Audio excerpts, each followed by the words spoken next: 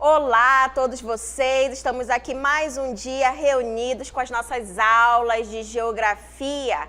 Então, vamos lá verificar o que nós iremos estudar aí no ensino fundamental, 7º ano. Eu sou a professora Ludmila Soares e iremos verificar o que nós iremos estudar agora. Olha só.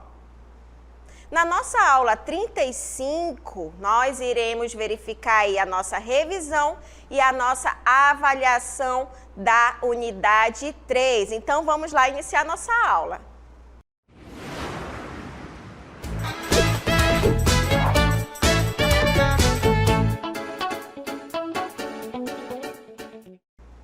Então, gente, nós iremos revisar o que nós estudamos aí durante a nossa unidade 3, onde a gente verificou principalmente a formação do território brasileiro, a parte econômica que ajudou a expansão do território brasileiro e também estudamos sobre os meios de transporte. É o que nós iremos relembrar aí neste momento da nossa primeira revisão. Então, olha só, gente, nós temos que relembrar sobre as atividades econômicas que ajudaram o território brasileiro a se desenvolver cada vez mais, principalmente por causa da sua expansão territorial. E a primeira atividade econômica que acabou se desenvolvendo bastante foi a exploração do pau-brasil, que foi o primeiro recurso que começou a ser explorado aqui no território brasileiro, tá? E esse nome de pau-brasil acabou dando o nome para o nosso país, tá? Então, deu nome ao Brasil, que também significa, essa parte aí de ter essa nomenclatura de pau-brasil, vai significar o quê? Vermelho cor de brasa, que era a cor que se tinha a partir da extração do pau-brasil, que acabou ajudando muito para ser levado para Portugal. E para que servia, né, o pau-brasil? Por que acabou chamando muito a atenção, principalmente dos portugueses? Porque servia para tingir roupas, principalmente lá no continente europeu, onde, né, eles vieram aqui para a América, no caso, para a área do Brasil, começaram a explorar, eles queriam novidades, então o pau-brasil para eles foi uma novidade. E ele era muito usado, além, né, de extrair ali a parte em que servia para atingir as roupas, a gente vai verificar também que ele era muito usado como uma madeira nobre, principalmente para a construção de violinos. Então a gente observa muito essa importância que se tinha para Portugal. Mas, além disso, a gente vai verificar que essa atividade econômica, ela acabou ajudando também muito a ir para a parte negativa. Infelizmente, começou a ocorrer o quê? A exploração predatória. Começaram realmente a destruir a Mata Atlântica, então isso acabou afetando bastante. E hoje a gente observa que em muitas áreas, né, ainda tem essa parte em realmente pegar e renovar a Mata Atlântica. Porém, o pau-brasil ele foi muito explorado, infelizmente de forma predatória, e é muito raro a gente encontrar ainda nos dias de hoje o pau-brasil, tá? Além disso, nessa época, com a exploração do pau-brasil, como é que eles faziam toda essa atividade? Porque somente os portugueses explorando não daria certo, né? Então, o que eles vão fazer? Pegar os indígenas, né, como uma mão de obra. Então, eles começam a utilizar a mão de obra para a parte indígena, tá? E além disso, gente, a gente verifica a importância do pau-brasil para a formação do território brasileiro, porque eles estavam querendo explorar cada vez mais, né? E essa exploração vinha através principalmente da parte litorânea, onde quando eles chegaram, né, os portugueses chegaram aqui na parte do território brasileiro, eles queriam explorar cada vez mais. E essa exploração do pau-brasil acabou ajudando os portugueses a desenvolverem, a explorarem cada vez mais e pegarem, conhecerem, né, essas terras que para eles eram novas. Mas, além dessa atividade econômica do pau-brasil, também vamos ter uma atividade muito importante que acabou ajudando também no desenvolvimento tanto econômico lá para Portugal, que era a metrópole, né? Mas também a gente vai verificar que uma outra atividade também acabou chamando muito a atenção. Aí após essa exploração do pau-brasil, também vamos ter o quê? O cultivo da cana-de-açúcar. Esse cultivo da cana-de-açúcar, gente, ocorreu aí no período dos séculos 16 e 17, tá? Agora, a cana-de-açúcar, ela acabou gerando uma série de produtos que também chamou muito a atenção ali de Portugal, como o açúcar cristalizado, né? O mais valorizado, que era o mascavo, a cachaça, o rum e o melaço. Agora a gente observa essas explorações ocorridas principalmente na parte do Nordeste. Posteriormente, gente, a gente verifica que acabou indo para a região Sudeste aqui do nosso país, tá? Hoje a gente conhece como Sudeste, né? E também na parte de São Luís, lá no Maranhão. Esses nomes, né, foram se desenvolvendo, foram surgindo com o passar do tempo. Tá certo? Então, a gente verifica que o cultivo da cana-de-açúcar ela foi muito importante também para o território brasileiro. Agora, o que chamou muito a atenção para ter esse cultivo da cana-de-açúcar? As características naturais. A gente vai verificar que o solo, ele vai ter que ajudar. Então, o solo era bastante favorável, que era o solo conhecido como massapê. Mas, além disso, o clima também acabou ajudando, né, na parte litorânea ali. Então, o clima ali também foi bastante propício. E também as questões logísticas, por estar no litoral, iria facilitar para levar para Portugal, tá certo? Mas, além disso, a gente vai verificar outras características dessa atividade da cana-de-açúcar. A cana-de-açúcar, gente, ela era praticada em áreas de monocultura. Lembrando o que é monocultura? Mono, cultura, cultivo. Então, a gente vai verificar que a monocultura, que era realizada através da cana-de-açúcar, né, a gente verifica que existiam grandes áreas, que eram os grandes latifúndios, né?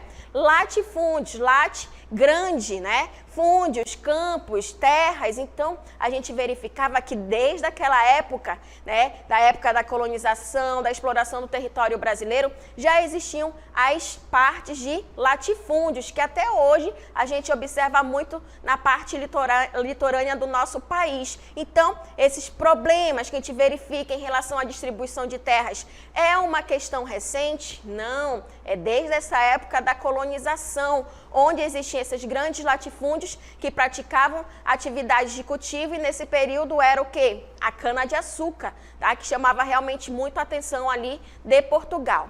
Mas, além disso, a gente vai verificar que, com o passar do tempo, né, os indígenas já não estavam mais dando conta, então eles vão trazer os africanos. Então, vamos ter, infelizmente, a mão de obra escrava, mas além dos africanos também ainda existiam os indígenas que praticavam esta atividade, ok?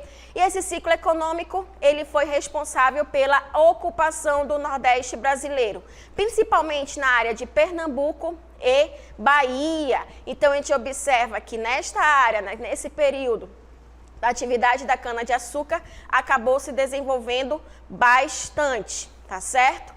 Uma outra atividade econômica que a gente tem que relembrar, além da extração do pau-brasil, além do cultivo da cana-de-açúcar, uma atividade que chamou muita atenção, que desde o início os portugueses estavam em busca desse material aqui no nosso território, que foi o quê? A atividade mineradora no final do século 17 e 18. Com a atividade do pau-brasil, com a extração do pau-brasil, eles adentrando no território brasileiro, explorando realmente, conhecendo essas terras, né? Veio o cultivo ali da cana-de-açúcar, então os bandeirantes principalmente começam a ir para o interior do nosso território, né?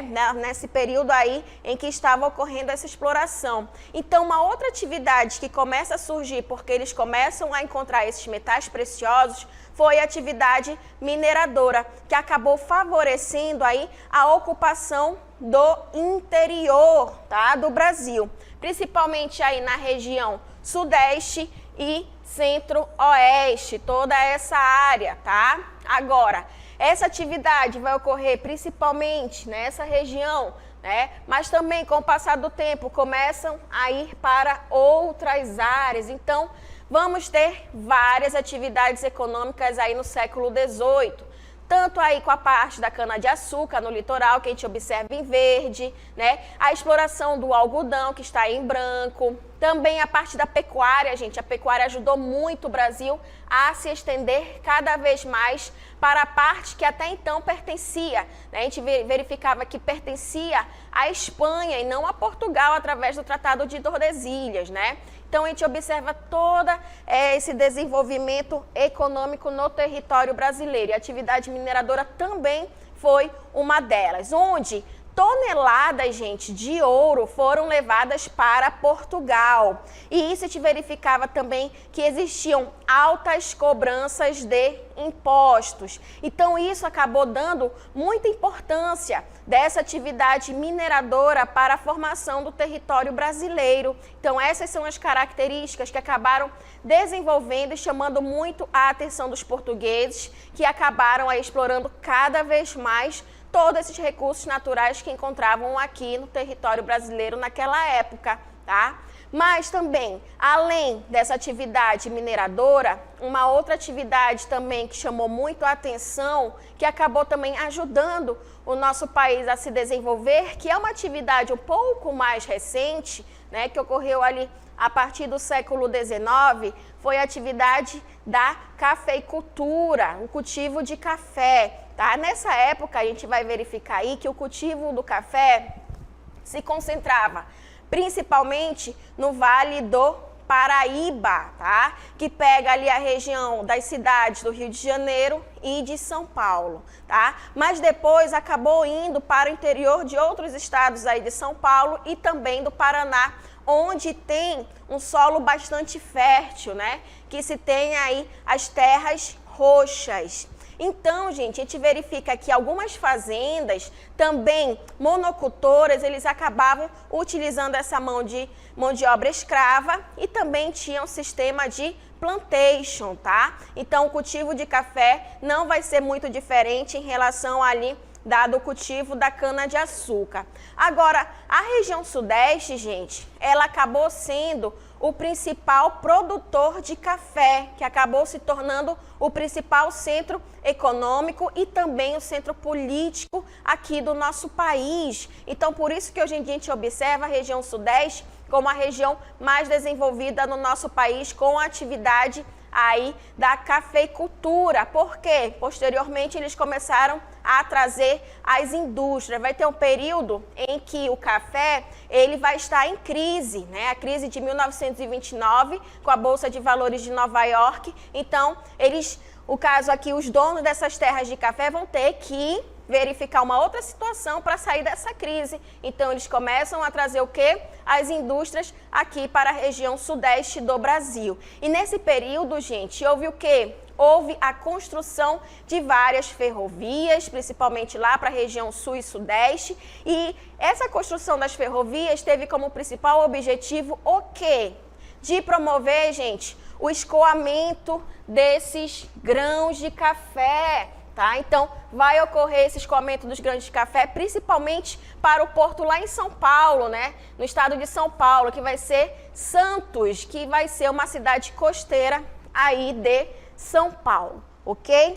Como o café acabou ajudando bastante todo esse desenvolvimento do território brasileiro e, consequentemente, foram surgindo aí as primeiras indústrias, também nós iremos verificar algumas características desse desenvolvimento do setor industrial aqui no nosso país, né?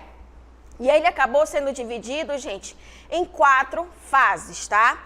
Olha só, a gente vai verificar que de 1530 a 1808, nós tínhamos esse período colonial. E nesse período, gente, as indústrias elas estavam proibidas, até porque a gente era uma colônia, né? Colônia de Portugal. Portugal que tinha todo o poder sobre as nossas terras que habitamos atualmente, né? Na parte leste ali, através do Tratado de Tordesilhas.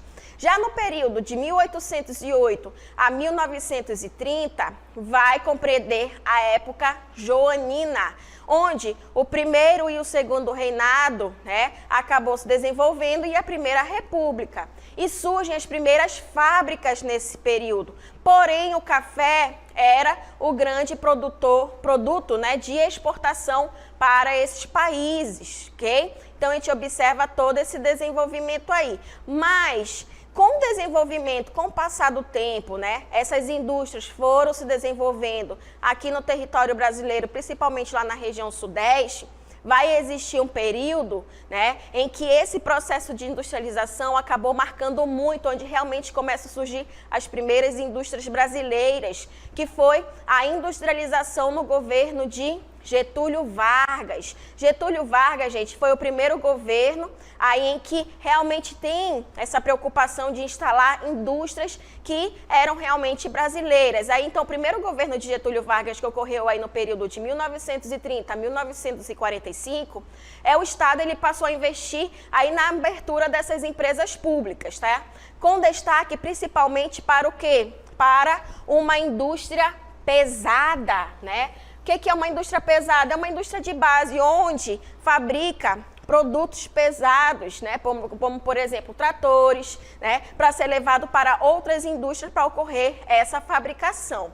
Então, até o final da Segunda Guerra Mundial, gente, essas indústrias, elas também acabaram se tornando substitutivas, tá? E esse contexto internacional, tendo a Segunda Guerra Mundial, também ajudou muito o Brasil a se desenvolver, porque naquele período da Segunda Guerra Mundial, as grandes indústrias estavam em vários países europeus, porém esses países estavam em guerra, então acabou ajudando aí, de uma certa forma, o Brasil também a desenvolver o seu processo de industrialização, que foi considerada tardia, né? E para instalar aí principalmente a indústria de base, foi necessário o quê? O dinheiro, o capital de outros países, o capital estrangeiro, tá? E esses empréstimos vêm principalmente de um país, que foi os Estados Unidos da América, que acabou ajudando, né, emprestando dinheiro para o Brasil para se ter a construção dessas indústrias, tá?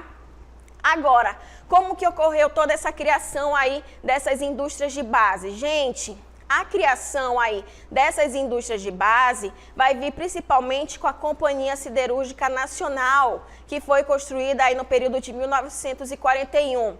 Após esse ano, em 1942, vamos ter aí a Companhia Vale do Rio Doce. E em 1943 já vai surgir a Fábrica Nacional de Motores, tá? Mas não para aí não. Em 1945 nós vamos ter a construção aí da Companhia Hidrelétrica do São Francisco. E em 1953 vamos ter aí a inauguração do petróleo brasileiro, a Petrobras. Então, essas indústrias que são consideradas indústrias pesadas, acabou ajudando muito a parte do Brasil se desenvolver em relação a essas indústrias, na época de Getúlio Vargas.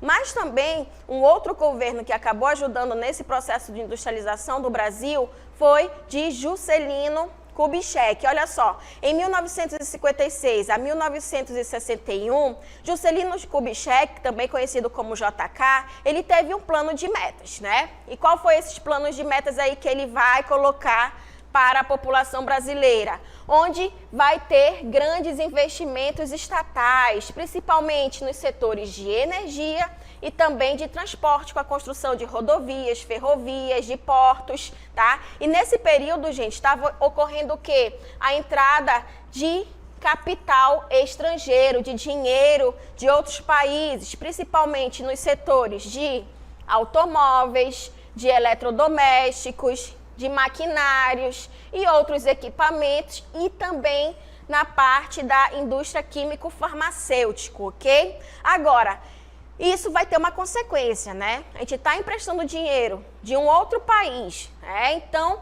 vamos ter uma consequência. Vai ocorrer o quê? Um aumento da dívida externa aqui do nosso país e, consequentemente, um aumento na inflação, tá?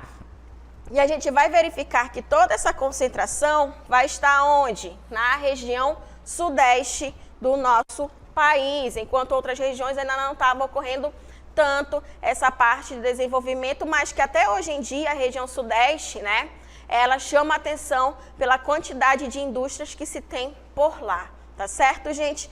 Todo esse processo de que acaba ajudando no desenvolvimento do território brasileiro e também acaba ajudando na expansão do território brasileiro.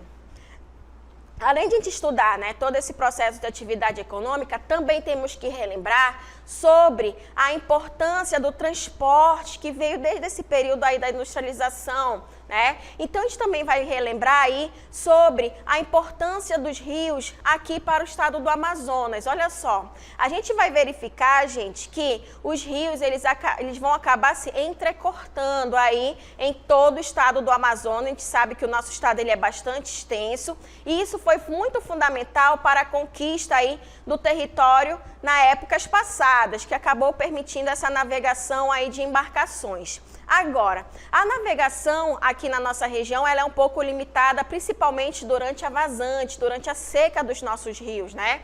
Mas ela vai ser aí a única opção nas áreas em que os projetos de integração naquelas épocas não foram concluídos, tá? Então isso acaba tornando os nossos rios muito importantes para a circulação tanto da população local quanto de mercadorias, tá? Então nesse período, gente, em que ocorre o processo de industrialização, né, com o desenvolvimento dessas indústrias, tendo a construção de rodovias, de ferrovias no Brasil, aqui para nossa região a gente ficou um pouco de lado. Então isso acabou dificultando um pouco para a gente e até hoje a gente sente essa dificuldade, né? E as principais rodovias para a gente vão ser o quê? Os rios. Então a gente verifica essa importância aí dos rios. Agora, como é que a gente observa as rodovias aqui no nosso estado do Amazonas? As rodovias, gente, elas vão ser de forma reduzida. Então, aqui no nosso estado possui uma reduzida malha ferroviária, tanto na parte federal, né, que é o país, quanto na estadual, que é a do estado, tá? Então, algumas rodovias, gente, tiveram sua construção, infelizmente, interrompidas e outras foram apenas planejadas, tá? E dificilmente serão construídas aí devido a um alto custo financeiro, né? E também alguns impactos socioambientais que acabaram se tornando negativos. Tá? Então a gente observa a importância dos rios aqui para a nossa região e um outro transporte que ajuda também de uma certa forma aqui para o nosso estado vai ser o transporte aéreo. Tá? Só que é um pouco mais caro, a gente sabe, né? Mas como é que ocorre esse transporte aéreo aqui no nosso estado do Amazonas? A gente verifica, gente, que a distribuição espacial aí dos aeródromos aqui no nosso estado do Amazonas corresponde à presença de cidades-sedes municipais, onde se tem aí uma maior quantidade de habitantes também. Além de estruturas militares. Porém, algumas rotas aéreas, gente, elas vão ser operadas com aviões de pequeno porte, tá? E muitos deles acabam pousando nas águas dos nossos rios, ok? Agora, a gente verifica também que possui em nosso estado cerca de 30 aeroportos, sendo 2 internacionais, um localizado aqui na capital, em Manaus, e o outro em Tabatinga. Agora, acaba atendendo de forma reduzida aí a população, agora principalmente entre as cidades e vilas, tá? Agora, devido a uma dispersão populacional, porque a gente verifica também a influência aqui da parte da floresta amazônica, né? A gente também verifica, infelizmente, uma ausência de infraestrutura nos aeródromos e também as passagens, gente, elas custam às vezes 3 vezes mais caro, né, do que um deslocamento através de um barco, do que o deslocamento aí através de rodovias. Mas a gente sabe que as rodovias aqui, elas são muito escassas, ok? Então isso, infelizmente, acaba dificultando um pouco essa locomoção. Então a gente verifica essa importância realmente dos rios aqui para a nossa região, que acaba, né, estando muito integrado na nossa vida aqui na nossa região da Amazônia. Então, olha só, os rios e a vida que a gente vai ter aqui na Amazônia, né, tanto a parte da nossa vida, do nosso cotidiano, quanto a economia, elas vão acompanhar esses ciclos das águas dos nossos rios. Vão existir as comunidades tradicionais que vão usar uma dinâmica aí dos rios para torná-las como uma fonte de subsistência, de própria vida, né? E o rio também, gente, ele vai ser o caminho que às vezes, né, ele acaba se tornando único para se deslocar aí através das florestas, entre as vilas e cidades. A gente verifica muitas comunidades que dependem muito desses rios, né? E pelos grandes rios vão ser transportados passageiros, pequenas cargas e muitas toneladas, milhares de toneladas de produtos agrícolas e mineração para exportação. Então a gente verifica que esses rios aqui da Amazônia, eles acabam se tornando muito importantes para a gente, né? Onde ocorre o transporte de grande quantidade de cargas a baixo custo, se a gente for levar em consideração as rodovias, acabam integrando cidades e regiões aqui do território nacional e também acabam integrando o nosso país com outros países, né? Sendo corredores aí de circulação e também de mercadorias. Assim a gente observa toda a importância dos rios, principalmente aqui para a nossa região, tá certo, gente? Então, aí nós verificamos e relembramos alguns assuntos da nossa primeira revisão aí da nossa unidade 3. A sua aula continua no próximo vídeo.